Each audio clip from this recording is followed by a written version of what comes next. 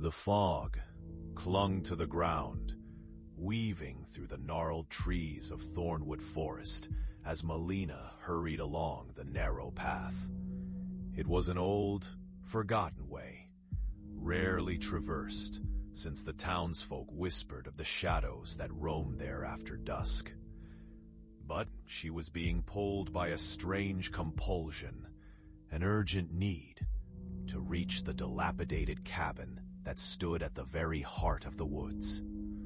The cabin was an unsettling sight, its windows dark like sunken eyes, boarded up by years of neglect. The door creaked open at her touch, as if welcoming her into the past. Inside, it was cold, the air heavy with a musty, suffocating darkness. She stepped meticulously, her heart thrumming in rhythm with the whispers that seemed to rise from the decaying walls. In the center of the room, a small wooden table bore an ancient-looking mirror, collecting dust and secrets. Intrigued, Melina approached, drawn to its surface that mirrored not her reflection, but swirling shadows, a vortex of despair swirling within the glass. Her fingers trembled as they brushed against it. The sensation felt almost alive, a pulse beneath her touch. "Help me," a voice murmured, chilling her blood. It echoed in her mind, weaving through her thoughts. She looked around, half expecting to see someone standing there, but the room remained stagnant, unchanged. "Help me," it repeated, clearer now, as if growing stronger with each echoing plea. A dark figure emerged within the mirror, indistinct yet familiar.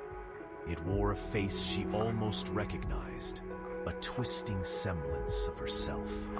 She stumbled back, her breath hitching.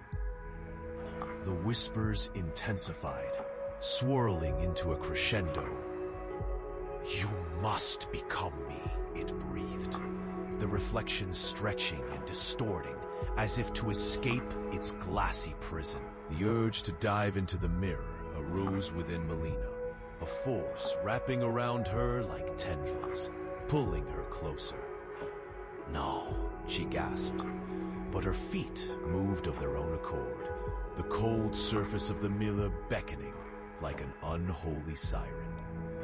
As she stepped forward, she felt a strange clarity, memories of her life washing away, leaving only the desperate need to become whole, to reclaim what had been lost. Her fingers slipped through the barrier of glass into the void. Suddenly, silence fell. The shadows sank back into darkness.